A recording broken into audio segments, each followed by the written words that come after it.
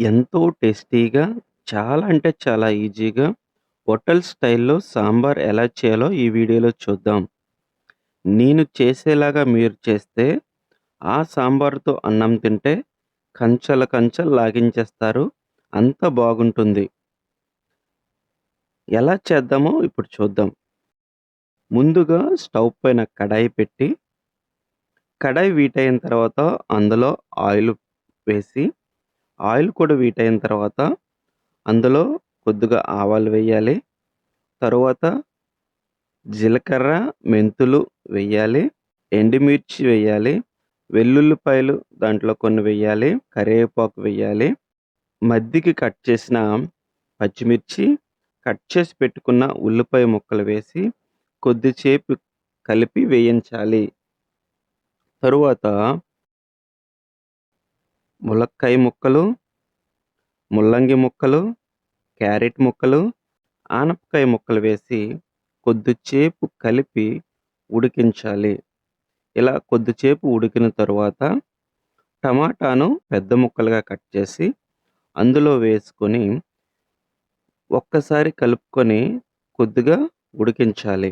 ఉడికిన తరువాత అందులో చింతపండు నీటిలో నానబెట్టి పిండిన ఆ వాటర్‌ని అందులో వేసుకొని, ఆ చింతపండు వాటర్‌లో రుచికి సరిపడినంత ఉప్పు వేసి, చింతపండు పచ్చి వాసన పోయేంత వరకు ఉడికించాలి.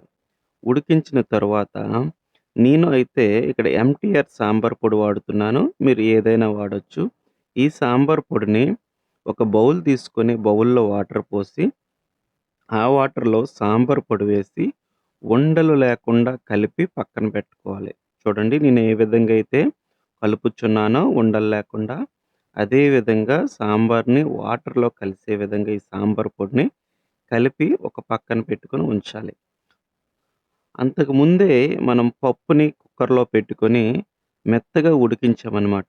మీరు కూడా పప్పుని కుక్కర్‌లో వేసి మెత్తగా ఉడికించాలి. మెత్తగా ఉడికిన ఈ పప్పుని చూడండి వీడియోలో చూస్తున్నారు కదా! ఎంతంటే ఎంత మెత్తగా ఉడికిపోయిందో. ఈ విధంగా ఉడికిన ఈ పప్పుని మనం ఇంతకుముందు చింతపండు వాటర్‌ని ఉడికించుకున్నాం కదా! చూడండి పచ్చి వాసన పోయేంత వరకు ఉడికింది. ఇలా పచ్చి వాసన పోయేంత వరకు ఉడికింది. అదేవిధంగా ముక్కలు కూడా ఈ చింతపండు వాటర్‌తో ఉడికిపోయాయి. ఈ ఉడికిన ముక్కల్లో మనము కుక్కర్‌లో ఉడకబెట్టుకున్న ఈ పప్పును ఇందులో వేయాలి. ఈ పప్పుని ఇందులో వేసిన తరువాత మనము సాంబార్ పొడిని కూడా ఒక బౌల్‌లో కలిపి పక్కన పెట్టుకున్నాం కదా!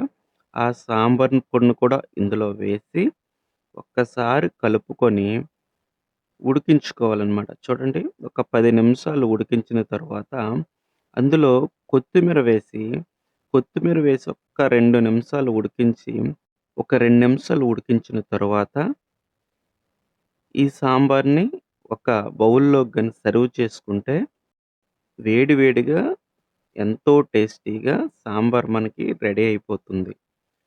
మీరు చూసారు కదా! ఈ విధంగా మీరు ట్రై చేసి ఎలా వచ్చిందో కామెంట్ చేయండి. Thank you for watching. ఈ వీడియో మీకు నచ్చితే లైక్ చేయండి. నా ఛానెల్‌ని సబ్స్క్రైబ్ చేయండి.